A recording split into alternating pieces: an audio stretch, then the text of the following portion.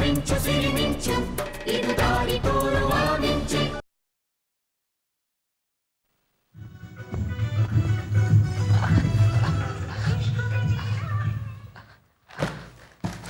ಪಪ್ಪ ಏನು ಬೇಕು? ಮನೆಯಲ್ಲಿ ಯಾವ ವಸ್ತುನು ಇಟ್ಟ ಜಾಗದಲ್ಲಿ ಇರೋದಿಲ್ಲ. ಪಪ್ಪ ಏನು ಬೇಕು ಅಂತ ಹೇಳಿದ್ರೆ ನಾನು ಹುಡುಕೊಡ್ತೀನಿ.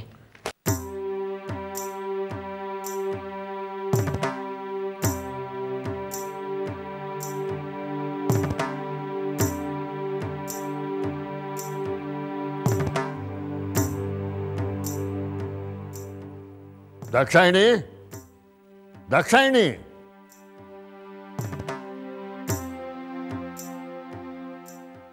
ಪಪ್ಪ ತಗೊಳ್ಳಿ. ಅಮ್ಮ ದೇವಸ್ಥಾನಕ್ಕೆ ಹೋಗಿದ್ದಾರೆ. ಹೋಗೋಕ್ಕೆ ಮುಂಚೆ ಅವ್ರು ಹೇಳೋದ್ರು ಈ ಟೈಮ್ಗೆ ನಿಮ್ಗೆ ಮಾತ್ರೆ ಕೊಡೋದಕ್ಕೆ.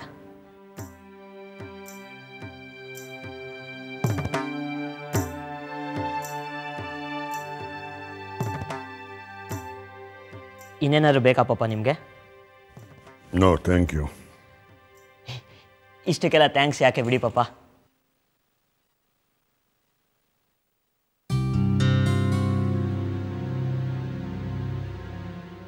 ಪಪ್ಪ ಶೆಕೆ ಆಗ್ತಾ ಇದ್ದಂಗಿದೆ, ಫ್ಯಾನ್ ಹಾಕ್ಲಾ? ನನಗೇನು ಸೆಕೆ ಆಗ್ತಾ ಇಲ್ಲಯ್ಯ, ಎಲ್ಲ ಚೆನ್ನಾಗಿದೆ.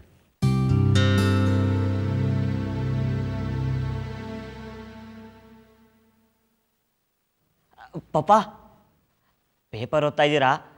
ತುಂಬ ಕತ್ಲಿದ್ದಾಗಿದೆ, ಲೈಟ್ ಹಾಕ್ಲಾ? ನೋಡು, ಗಾಳಿ ಬೆಳಕು ಎಲ್ಲ ಚೆನ್ನಾಗಿದೆ, ನನಗೆ ಅಕ್ಷರ ಚೆನ್ನಾಗಿ ಕಾಣಿಸುತ್ತೆ.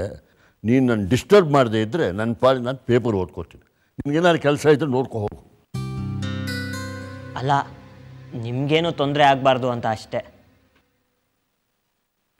ನನಗೇನು ತೊಂದರೆ ಆಗ್ತಾ ಇಲ್ಲಯ್ಯ, only you are bothering me ಅಷ್ಟೆ. ಓಕೆ ಪಪ್ಪ, ರಿಲ್ಯಾಕ್ಸ್. I am sorry.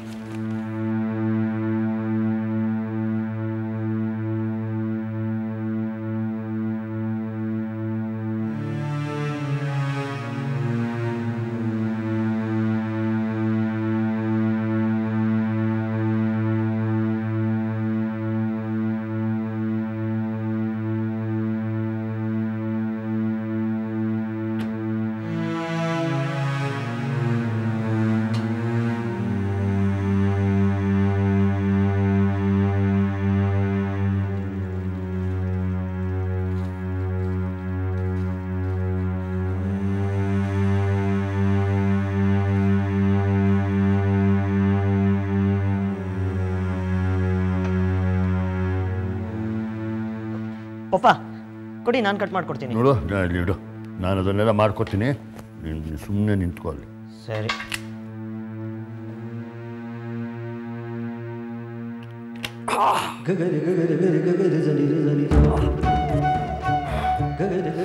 ಪಪ್ಪ, ಅಯ್ಯೋ ಕಟ್ ಮಾಡ್ಕೊಂಡ್ಬಿಟ್ರಲ್ಲ.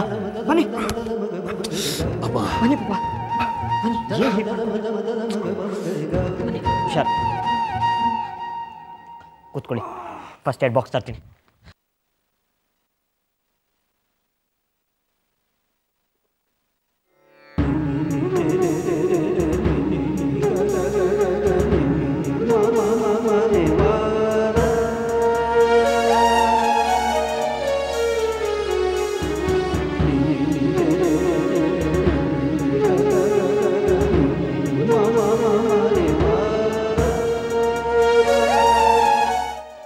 ನೋಡಿದ್ರಾ ಎಷ್ಟು ದೊಡ್ಡ ಗಾಯ ಆಯಿತು ಅಂತ? ಹೇಳಿದೆ ನಾನು ಹಣ್ಣೆಚ್ಕೊಡ್ತೀನಿ ಅಂತ. ಆದರೆ ನೀವು ನನ್ನ ಮಾತಲ್ಲಿ ಕೇಳ್ತೀರಾ? ಯಾರ್ದೋ ಕೋಪನ ಯಾರ್ದೋ ಮೇಲೆ ತೀರಿಸ್ತೀರಾ. ನೋಡಿ ಈಗ ಹೇಗಾಯಿತು ಅಂತ.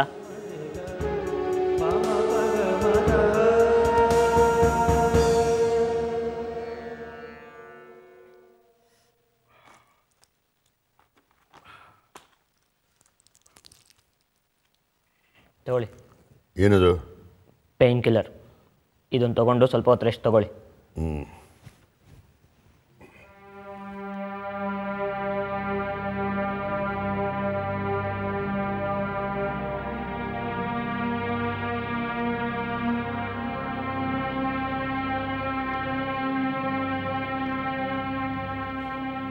ಇದೇನು ದಾಕ್ಷಾಯಿಣಿ, ದೇವಸ್ಥಾನದಲ್ಲಿ ಇಷ್ಟೊತ್ತಾಯ್ತಾ?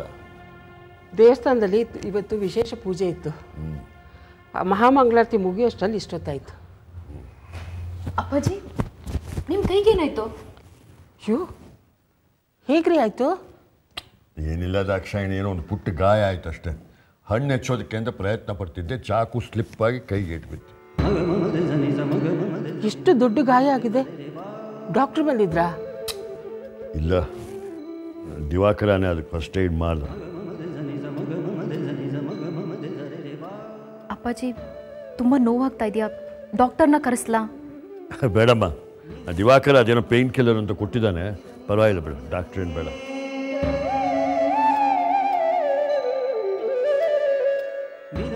ನೋಡಿದ್ಯಾ ದಾಕ್ಷಾಯಿಣಿ, ದಿವಾಕರ ಮುಂಬೈಯಲ್ಲಿ ಯಾವುದೋ ಒಂದು ಆಸ್ಪತ್ರೆಯಲ್ಲಿ ಕಾಂಪೌಂಡರ್ ಆಗಿದ್ದ ಅಂತ ಕಾಣಿಸುತ್ತೆ.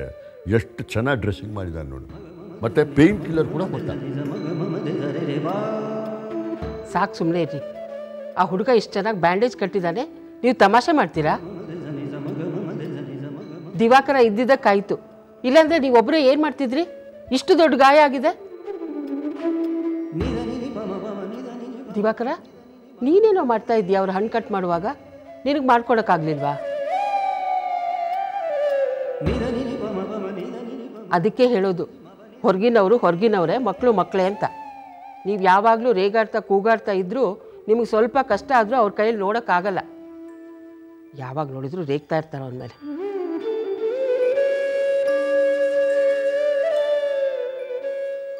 ಈಗ ಹೋಗಿ ಸ್ವಲ್ಪ ರೆಸ್ಟ್ ತಗೊಳ್ಳಿ, ಹೋಗಿ.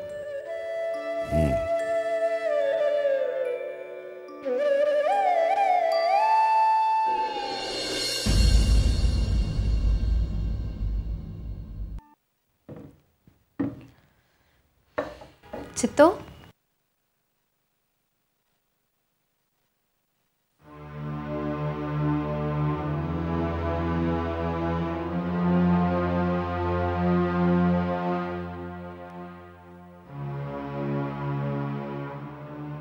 ಏನು ಯೋಚನೆ ಮಾಡ್ತಿದ್ರಿ? ಏನಿಲ್ಲ, ಹಳೆಯ ದಿನಗಳನ್ನು ನೆನಪು ಮಾಡ್ಕೊಳ್ತಾ ಇದ್ದೆ. US ನಲ್ಲಿ ನಮ್ಮ ಟೀಮ್ ಇತ್ತಲ್ಲ, ಎಷ್ಟು ಎಂಥೂಸಿಯಾಸ್ಟಿಕ್ ಆಗಿತ್ತು ಗೊತ್ತಾ? ಏನು ಬೇಕಾದರೂ ಮಾಡ್ತೀವಿ ಅನ್ನೋ ಉತ್ಸಾಹ ಇತ್ತು. ಎಷ್ಟೋ ದಿನ 18-20 ಗಂಟೆಗೆಲ್ಲ ಕೆಲಸ ಮಾಡಿದ್ವಿ. ಅದನ್ನೆಲ್ಲ ನೆನೆಸ್ಕೊಂಡ್ರೆ ತುಂಬ ಖುಷಿಯಾಗತ್ತೆ. ನಿಮ್ಮ ರಿಸರ್ಚ್ ಇನ್ಸ್ಟಿಟ್ಯೂಷನ್ ವಿಂಗು ಇಲ್ಲೇ ಶುರು ಆಗ್ತಾ ಇದೆ ಅಂತ ಹೇಳಿದ್ರಲ್ಲ ಸಬರ್ವಾಲು. ರಿಸರ್ಚ್ ಕೆಲಸ ಅಂದರೆ ನಿಮ್ಗೆ ತುಂಬ ಇಷ್ಟ ಅಲ್ವಾ? ಮತ್ತೆ ಆ ಇನ್ಸ್ಟಿಟ್ಯೂಷನ್ಗೆ ಸೇರ್ಕೊಳ್ಳೋ ಆಫರ್ನ ಒಪ್ಕೊಳ್ಳಿ, ಒಳ್ಳೆ ಅವಕಾಶ ಅಲ್ವಾ? ಆದರೆ ನಾನಲ್ಲಿ ಸೇರ್ತಾ ಇಲ್ಲ.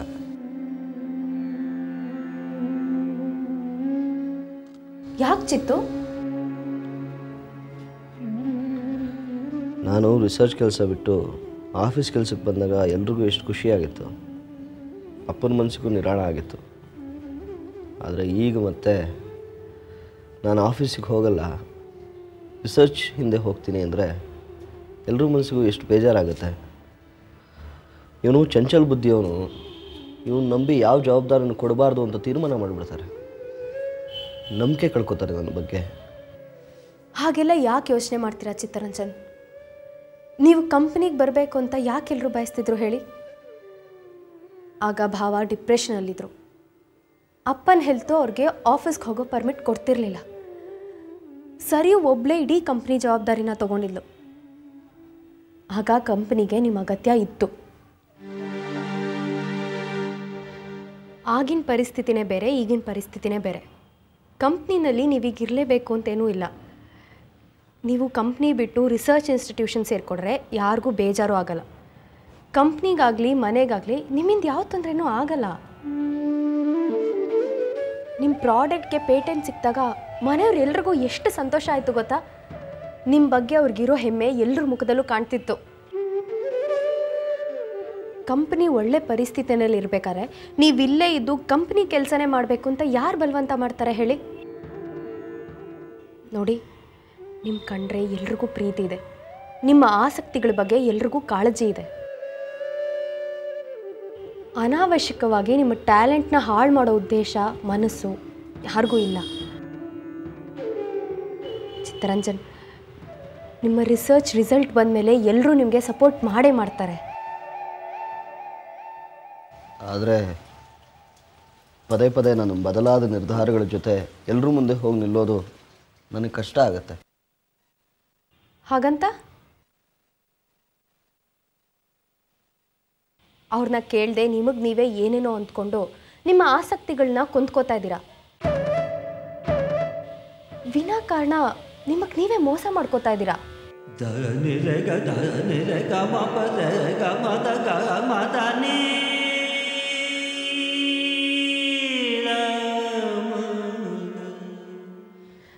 ನಿಮಗೆ ಅಪ್ಪ ಹತ್ರ ಮಾತಾಡೋದು ಕಷ್ಟ ಆದರೆ ನಾನು ಅಪ್ಪಾಜಿ ಹತ್ರ ಮಾತಾಡ್ತೀನಿ. ಏನು ಬೇಡ. ಯಾಕೆ ಹಠ ಮಾಡ್ತೀರಾ ಚಿತ್ತು? ಈ ಅವಕಾಶನ ನೀವು ಬಿಟ್ಟರೆ ನಿಮ್ಗೆ ಎಷ್ಟು ನಿರಾಸೆ ಆಗುತ್ತೆ ಅಂತ ನನಗೆ ಗೊತ್ತು. ಪರವಾಗಿಲ್ಲ, ನನಗೆ ನನ್ನ ಆಸಕ್ತಿಗಿಂತ ಸಂಸಾರದ ಸಂತೋಷನೇ ಮುಖ್ಯ. ಬೇಜಾರಾಗೋದೇ ಇಲ್ಲ ಅಂತ ಹೇಳಲ್ಲ, ಆಗುತ್ತೆ, ಸಹಿಸ್ಕೋತೀನಿ, ತೊಂದರೆ ಇಲ್ಲ. ಆದರೆ ನಿಮ್ಮ ಆಸಕ್ತಿ ದಾರಿನಲ್ಲಿ ನೀವು ನಡೆಯೋದ್ರಿಂದ ಸಂಸಾರದ ಸಂತೋಷ ಏನು ಹಾಳಾಗಲ್ಲ. ಅದ್ಯಾಕೆ ನಿಮ್ಗೆ ಅರ್ಥ ಆಗ್ತಿಲ್ಲ?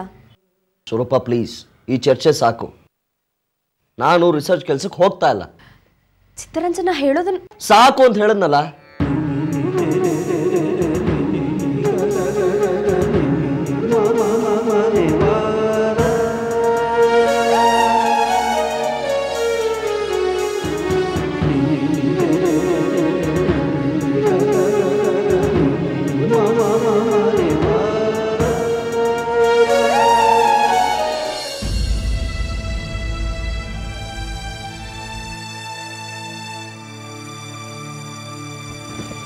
ಹಲೋ ಸರ್,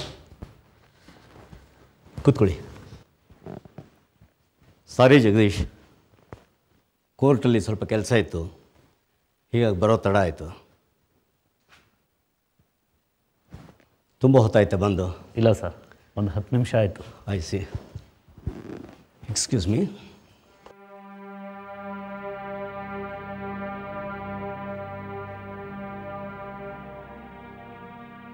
ಹಲೋ ಮಾಧವ್, ನಾಳೆ MLA ಕೇಸ್ ಇದೆಯಲ್ಲಪ್ಪ, ಯಾರು ಹ್ಯಾಂಡಲ್ ಮಾಡ್ತಾರ್ರಿ? ಇಲ್ಲಪ್ಪ, ಮಹೇಶ್ಗೆ ಸೆಷನ್ಸ್ ಕೋರ್ಟಲ್ಲಿ ರಾಮನಾಥ್ಪುರ ಅಸೆಟ್ ಕೇಸ್ ಇದೆಯಲ್ಲ, ಅದು ನೋಡ್ಕೊಂತ ಹೇಳಿದ್ದೀನಿ. ಏನ ಅಲ್ರಿ, ಬರೀ ನಿಮ್ದು ಇದೇ ಆಗೋಯ್ತು ರೀ. ಏನು ರೀ, ವಾರಕ್ಕೆ 3 ದಿನ ರಜಾ ತೊಗೊಂಡ್ರೆ ಹೇಗೆ? ಹೋಗಲಿ, ಆ MLA ಕೇಸ್ ಫೈಲ್ಗಳು ಎಲ್ಲಿದೆ ಅದನ್ನಾರು ಹೇಳಿಪ್ಪ. ಓಕೆ ಬಿಡಿ, ನಾನೇ ನೋಡ್ಕೊಳ್ತೀನಿ. ನೋಡಿ, ನೆಕ್ಸ್ಟ್ ಟೈಮಿಂದ ಹೀಗೆ ಇದ್ದಕ್ಕಿದ್ದಾಗೆ ತಪ್ಪಿಸ್ಕೋಬೇಡಿ. ಕೇಸ್ ಎಷ್ಟೊಂದಿದೆ ನಿಮ್ಗೆ ಗೊತ್ತಲ್ವಾ? ಸರಿ.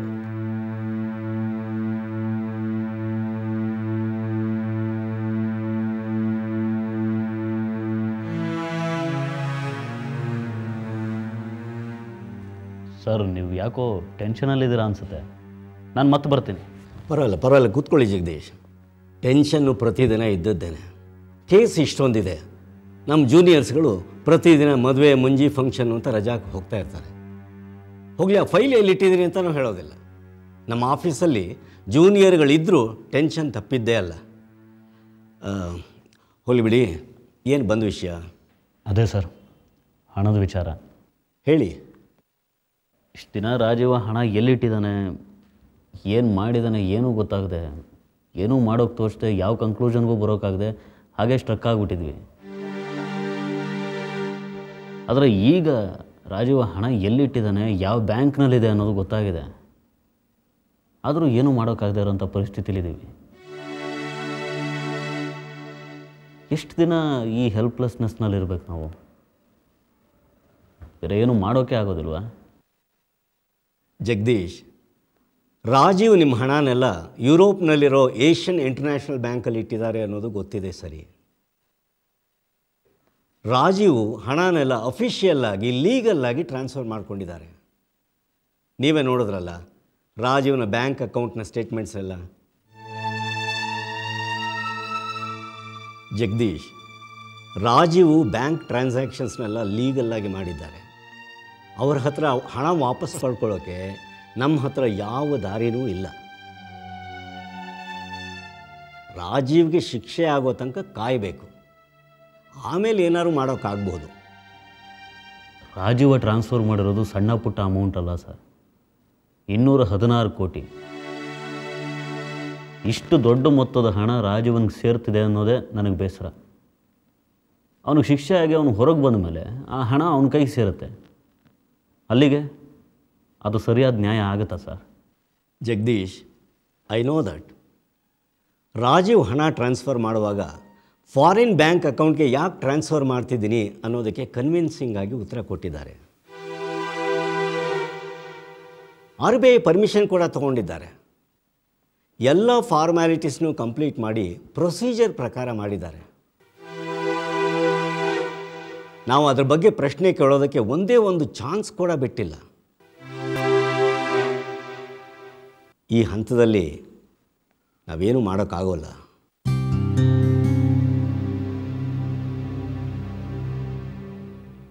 ಇದಕ್ಕೆಲ್ಲ ಇನ್ನೂ ಎಷ್ಟು ಟೈಮ್ ಬೇಕಾಗ್ಬೋದು ಸರ್? ನಮ್ಮದೇನೋ ಹೋಗಲಿ ಬಿಡಿ ಸರ್. ರಾಜೀವನಿಗೆ ಶಿಕ್ಷೆ ಆದ ಮೇಲೆ ಆ ಹಣ ನಮಗೆ ಸೇರುತ್ತೆ ಅನ್ನೋ ನಂಬಿಕೆ ಇದೆ. ಆದರೆ ಆ ಹಣದ ಜೊತೆ ಸಂಜನಾ ಹಣನೂ ಇದೆ.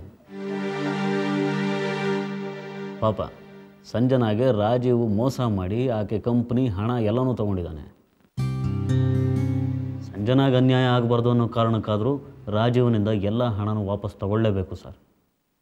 ಸಂಜನಾ ಅಂದರೆ ರಾಜೀವ್ ವೈಫ್ ಅಲ್ವಾ? ಹೌದು ಸರ್.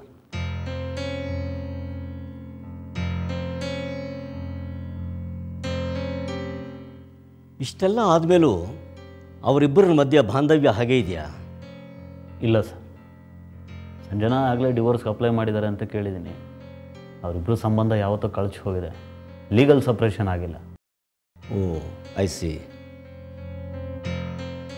ಜಗದೀಶ್, ಸಂಜನಾ ಡೈವರ್ಸ್ಗೆ ಅಪ್ಲೈ ಮಾಡಿದಾರಲ್ಲ, ಆಲಿಮೋನಿಗೆ ಏನಾದ್ರು ಅಪ್ಲೈ ಮಾಡಿದಾರಾ? ಅದ್ರ ಬಗ್ಗೆ ನನಗೆ ಗೊತ್ತಿಲ್ಲ ಸರ್.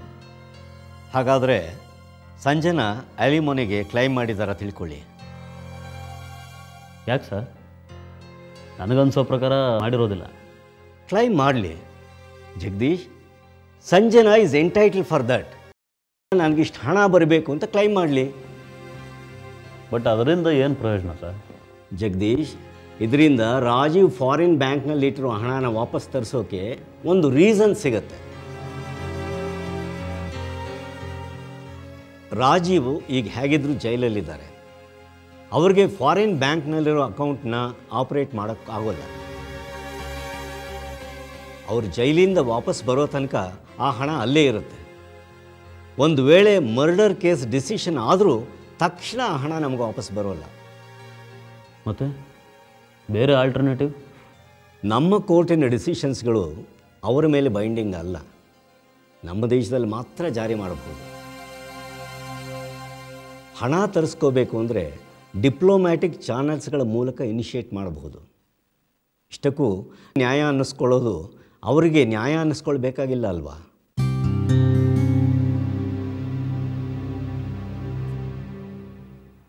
ಓಕೆ ಸರ್, ನಾನು ಸಂಜನಾ ಹತ್ರ ಮಾತಾಡ್ತೀನಿ. ಮಾತಾಡಿ ಜಗದೀಶ್. ರಾಜೀವ್ನಿಂದ ಅಲಿಮೋನಿ ಕ್ಲೈಮ್ ಮಾಡೋದಕ್ಕೆ ಸಂಜನಾನ ನೀವು ಕನ್ವಿನ್ಸ್ ಮಾಡಿ. I will try sir.